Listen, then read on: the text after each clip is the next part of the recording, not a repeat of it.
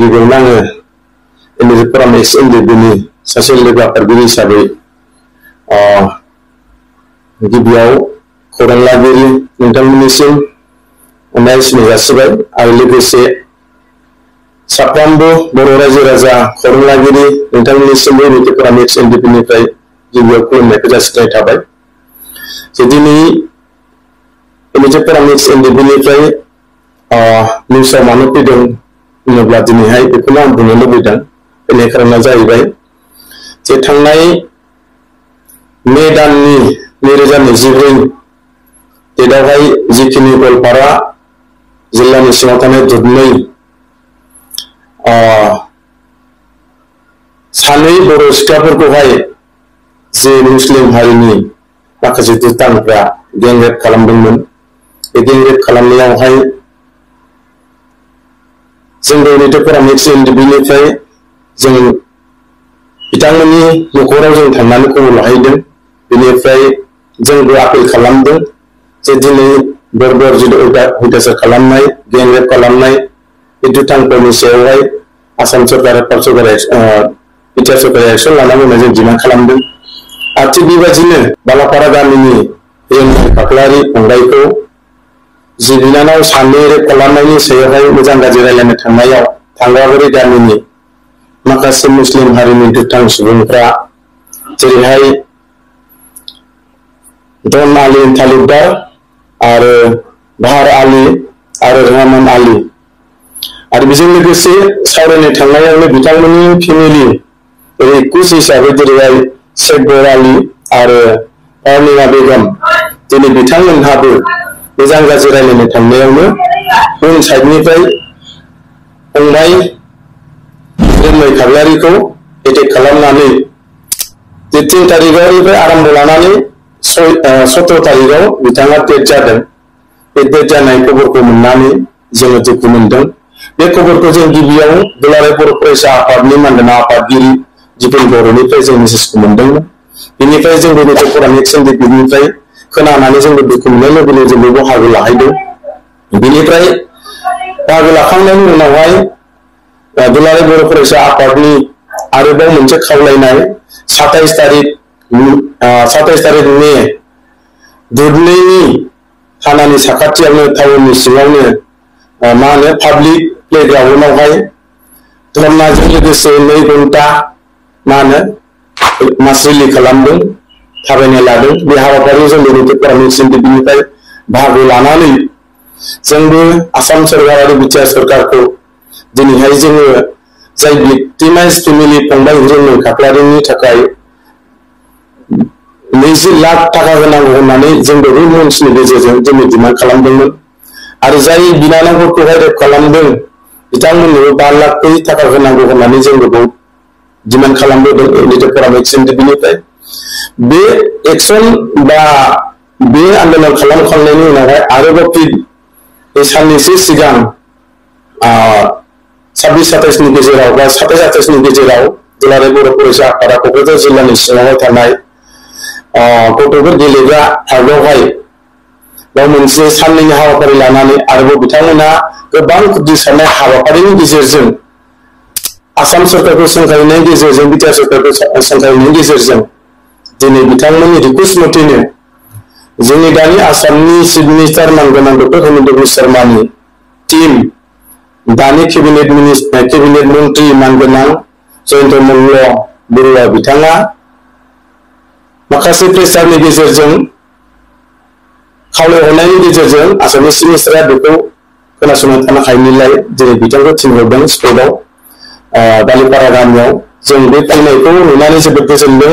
जों सासे बे आन्दोलनाव जिहेतु थाफानाय हिसाबै जोंनि आन्दोलना जाहाथे साक्सेस जायो बेखौ बे फैनायखौ नुनानै जों गोजोननाय मोनदों। बेनिखायनो बे फैनायनि गेजेरजों बिथांमोननि भिक्टिमफोरनि न'खराव हाबदों बेखौ जोङो नुदों। मानगोनां केबिनेट मन्त्रि जयन्त मल्ल सारखौ नुदों आरो लोगोसे लकेलनि एमएलए मानगोनां जादब चौधुरी सारखौबो जों नुफादों आरो लकेलनि माखासे इन्टारेस्टफोरा थाफानानै हयथ' हिरेनमय खाख्लारि फंबायनि फेमिलि आरो बिनानाव सानै रेप खालामजाग्रा बिथांमोननि सुखु दुखुनि सायाव गोबां मेसेज होनायनि गेजेरजों बिथांमोना मन्त्रि बिथाङा दिनै मिथिलांनायनि गेजेरजों आसामनि चिफ मिनिस्टार मानगोनां डक्टर हिमन्त शर्मानि मेसेज हैनायनि गेजेरजों दिनैहाय माखासे जोङो पजिटिभ रिजाल्टखौ मोनदों। बेनो जाहैबाय 29 तारिखआवहाय आसाम सरकारा मोनसे ओरैबायदि मोजां मोनसे इनिशिएटिभ लादों। बेनो जाबाय मा जे जाय तांगाबारि गामिनि सानै बर' सिख्लाखौ रेप खालामदोंमोन बिथांमोननि फेमिलि न'खरखौ डन आली तालुकदार आरो भार आली आरो रहमान आली बिथांमोननि न'खरखौ आसाम सरकारा माखासे पावार बाहायनानै बिथांमोननि न'खौ रोजा राजा जिसिबिजों दिनैहाय बुख्रुबजोब्बाय। दा बेखिनिखौ नुनानै दिनै जोङो आसाम सरकारखौ इउनाइटेड फराम एक्स एनडिपिनिफ्राय जोङो बे इनिशिएटिभ लानायनि थाखाय जोबोद जोङो मानगोनां डक्टर हिमन्त शर्मा सारनिसिम जोङो इउनाइटेड फराम एक्स एनडिपिनिफ्राय जों धन्यबाद होदों आरो मानगोनां केबिनेट मन्त्रि जयन्त मल्ल सारनिसिमबो बेखिनि दुखु खस्थ खालामनायनि गेजेरजों जोंनि भिक्टिमाइज फेमिलियाव फैनानै बेखिनि मदद होनायनि थाखाय जों आरोबाव जयन्त मल्ल सारनिसिमबो इउनाइटेड फराम एक्स एनडिपिनिफ्राय जों रोजा साबायखर होदों। आरो बेजों लोगोसे 27 तारिख 2 घन्टा धरनायाव दुलाराय बर' फरायसा आफादनि दैदेननायनि गेजेरजों बे धरनायाव जेसेबांनाखि बै गवालपारा ओनसोलाव थानाय जेसेबां जाथि जनगोष्ठी हारिफ्रा बेयाव बाहागो लादोंमोन प्रग्रामफोराव बाहागो लादोंमोन बेवहाय गोबां आफादफ्रा मोनसे मेम'रेन्डामाव बयबो सहि होदोंमोन सिगनेसार होदोंमोन डिमान्ड खालामफादोंमोन। दिनै बिथांमोनखौबो दिनै जों बर' हिसाबै जों दिनै बिथांमोनखौ धन्यबाद होगोन। दिनै ट्राइबेल हिसाबै दिनै बिथांमोनाबो बिनानाव सानैनि थाखाय रेलवे खाख्लारि फंबायनि थाखाय दिनै गोबां दुखु खस्थ लाफानानै आसामनि चिफ मिनिस्टारनो जों मोनसे मेम'रेन्डाम गथायदों। बे गथायहरनायाव बिथांमोननि बिहोमा दं। बेनिखायनो बिथांमोननिबो मदद खालामनो थाखाय इउनाइटेड फराम एक्स एनडिपिनिफ्राय बिथांमोननोबो जोङो बाहागो लानो थाखाय रोजा साबायखर जासिनाय थाबाय। आरो बेजों लोगोसे आं दिनै बेखौ बुंफानो सानदों दिनै आसाम सरकारा दिनै जिखिनि कालप्रिट धन आली तालुकदारनि न'खरखौ जेबाजि मोनसे जिसिबिनि गेजेरजों बुख्रुबजोब्बाय साथाम न'खरबो फेमिलिनिखौ बे खामानिजोंल' दिनै खामानि मावनानै थानाङा आं बेखौनो बुंगोन। जाय जोङो मेम'रेन्डामाव जों लिरदों रेलवे खाख्लारि फंबायनि न'खरखौ सोलिनो थाखाय बिथांनो 20 लाख थाखा होनांगौ होनना जों डिमान्ड खालामदों। जाहाथे बेखौबो आसाम सरकारा मानगोनां डक्टर हिमन्त शर्मा सारा बेखौबो जाहाथे एरायनानै थाङा बिनि थाखाय जाहाथे सारा अनसुंथाइखौ होयो बेखौबो जों इउनाइटेड फराम एक्स एनडिपिनिफ्राय बा बर' माहारिनिफ्राय जानानै जों खावलायनाय थाबाय।